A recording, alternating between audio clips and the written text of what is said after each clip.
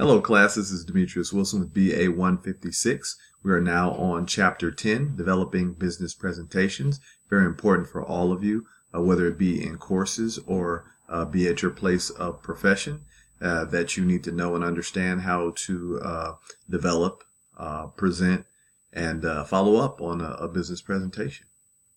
Our learning objectives for the chapter are: describe the steps in the process of planning a speech, identify the general purpose and specific purpose of the speech, and understand the importance of research in developing your topic.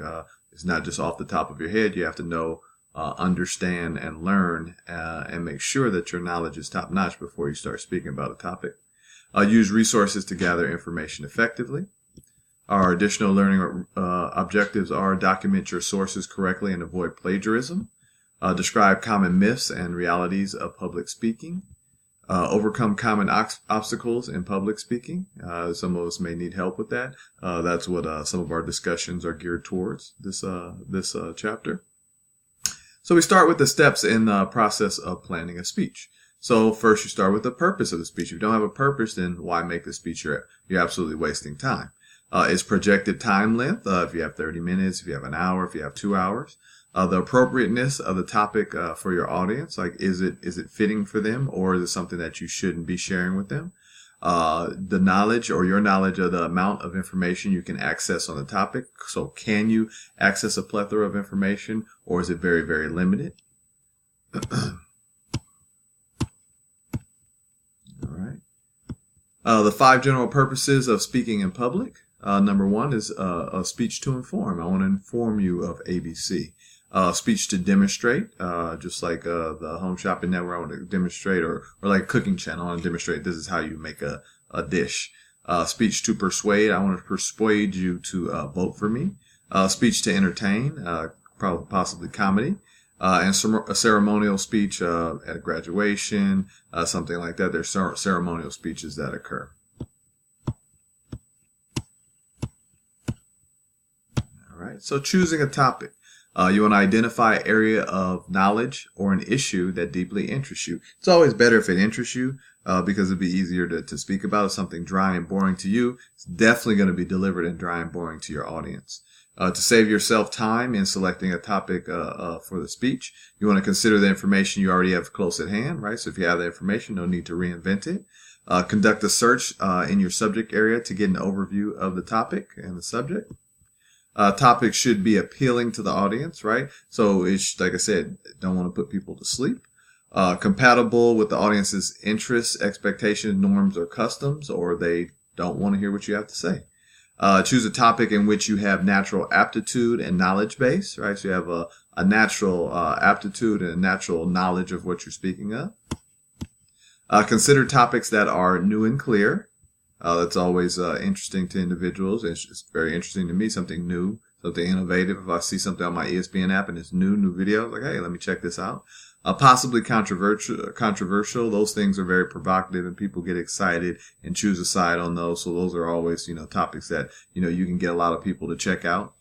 Supported by information you can find in outside sources. Obviously the correct type of sources is what you want.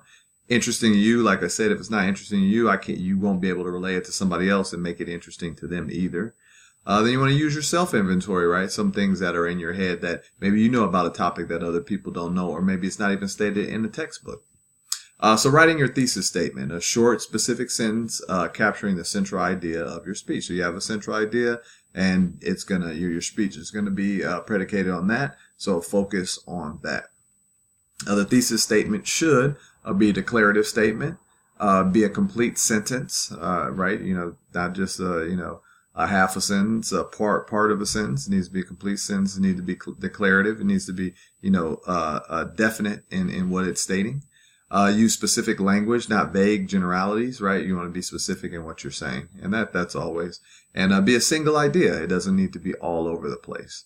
You want to reflect consideration of the audience. You want to know who you're speaking to and use the appropriate language like we talked about in prior chapters for your audience. It would be different language for students than it would be for teachers. So finding resources, narrow your topic and focus on key points. Plan your search for information, right? So let me write down, I'm going to use Google, I'm going to use Wikipedia, I'm going to use this, I'm going to use that, right? Not saying that you should use those. I'm just, giving examples. Be ethical. Give an honest presentation of the available facts. You don't want to jump to sides or conclusions. Avoid plagiarism as always, and plan your research to use your time effectively, right? You want to use it most effectively. Work smarter, not harder. Use the internet to search for information to decrease your search time. Like for instance, when people look for a job, you don't look in a newspaper anymore. You look online. That's just simply, how things have evolved. Gather online information from reputable and reliable sources, right? So reputable and reliable may not be the ones that you're always looking at. A lot of times we want to look at things that support our own argument. Documents that represent quality reasoning have a clearly articulated purpose and goal, right? So this is my purpose, this is my goal, and it's clearly articulated to anybody who looks at it, even if they're not in your particular industry. A question, a problem, or issues to address. Issues to address, list that out. Know that, what things are we solving with what we're doing. Information, data, and evidence that is clearly relevant to the stated purpose and goals, right? So you want to link your data and everything that you do back to the actual goal and the purpose of your speech and the purpose of your business presentation. If it doesn't align with that, then again, it is a waste of time.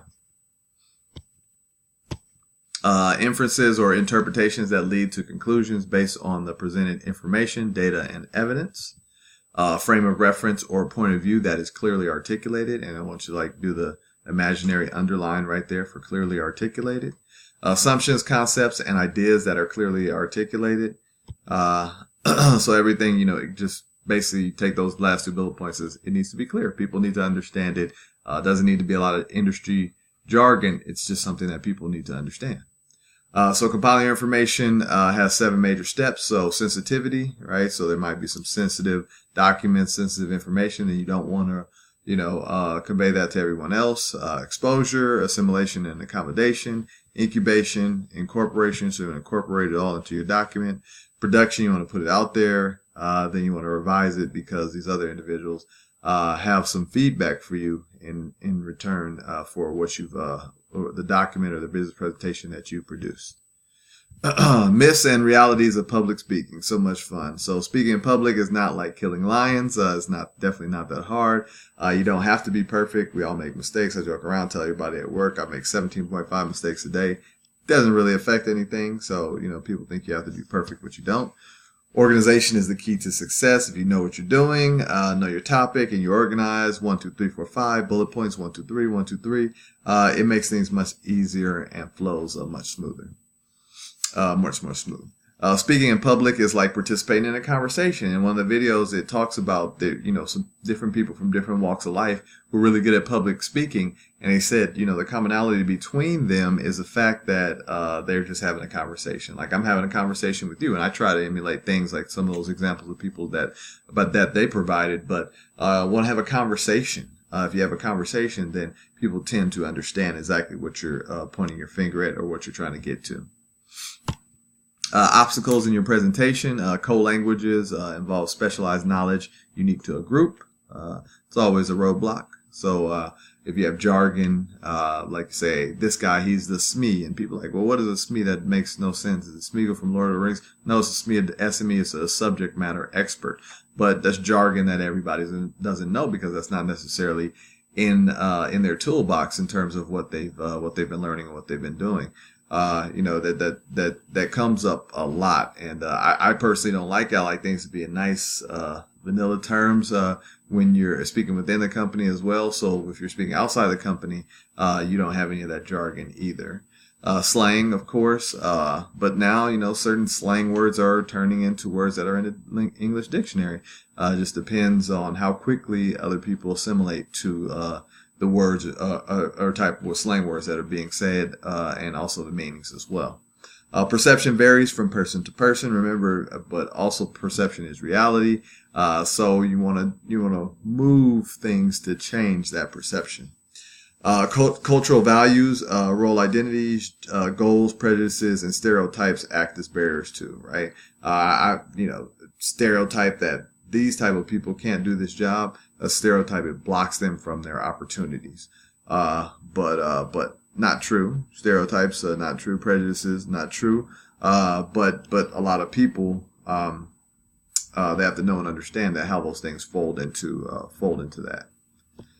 Ethnocentrism. So that's when you're like, I think that whatever my race or culture is better than everybody else's, right? So, it's understandable to say, you have certain, t-shirts and sweaters and stuff that show your ethnicity, but ethnocentrism is something different. It's basically saying like, hey, we're better than everybody else. And that's the tendency to view other cultures as inferior to one's own.